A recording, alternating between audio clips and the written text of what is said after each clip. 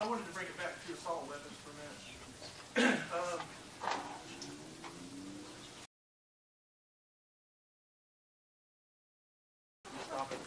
Semi-automatic shotguns, semi-automatic rifles.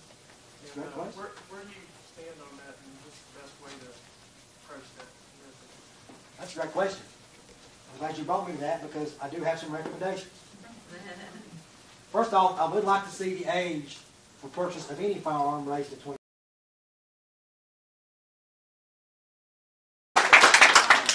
I think that we should ban the sale of all high-capacity magazines,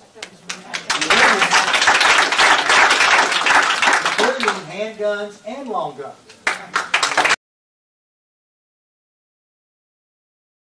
Will allow a firearm to fire in rapid succession. And the reason why that's the terminology that we need to use in our statutes is somebody out there is going to be able to develop some mechanism at some time that is going to be able to fire in rapid succession. So we can't just say a bump stock. Right. We can't just say a fully automatic trigger. We have got to say any mechanism that allows a firearm to be fired in rapid succession. I would also like to require that when a person gets their carry conceal permit, I would like for them to have to carry the weapon that they train with and not be allowed to carry any other weapon. For a law enforcement officer, whenever we train, training and standards mandates that we only carry the weapon that we qualify. I think it should be the same for our everyday citizen.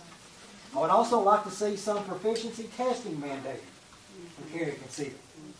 We've got to make sure that the folks, if they take action, one, they know what they're doing, they've been trained sufficiently, and two, they don't hurt somebody who's innocent. When should we do that? Well, I would like to see it annually. However, permits are only issued every 5 years. None of us made the law. But shouldn't that be a step, is reducing that 5 year? It seems like a 5-year loophole. I would hope so. I would hope that that would be something that we could do in the future. So that anytime, once somebody renews their permit, I think that they should have some type of training and testing. Sorry, you might have said this, I missed it. For conceal and carry, do they have to renew? Yes. Every 5 years. Oh, it's 5 years. Now to answer your question, how far do we go?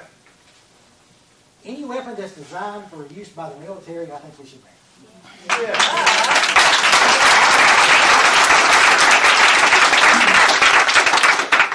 Somebody asked a question earlier, what about people that already have weapons? Well, I'm going to tell you now, don't buy into the scare tactics, don't believe the scare tactics, because you've heard people say, you'll have to pry my gun from my cold dead hands. Okay.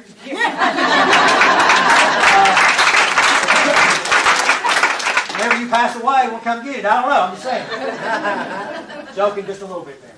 Now, the government cannot take a firearm that was legally purchased. So, based on the law today, if somebody purchases a firearm legally, if we were able to pass a law tomorrow banning that firearm, or banning the high-capacity magazines, or banning the mechanisms, there is case law that states we cannot enforce what happened yesterday when the law passed today.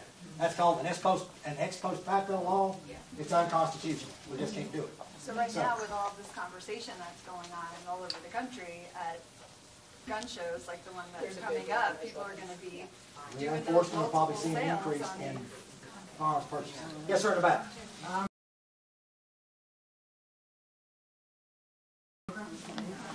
They actually got rid of most of the guns by buyback programs. Is that so that could ever work here?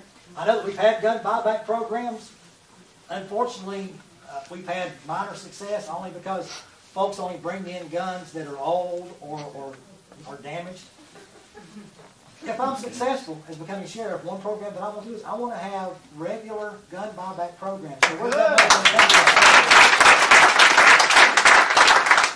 where's that money going to come from?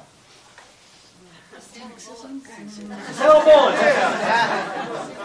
That's a great idea. Getting that money is going to be difficult. Yes, ma'am. What about like inheritance? Like if you inherit guns, is there a law on that? Like, do you have to have a permit? You are supposed to, by law, get a permit. However, how often does that happen? Hang on a second. In order to conduct those buyback programs, this money that we've gotten from folks who have profited from the sale of these illegal drugs to our kids. Let's utilize that money. Yes.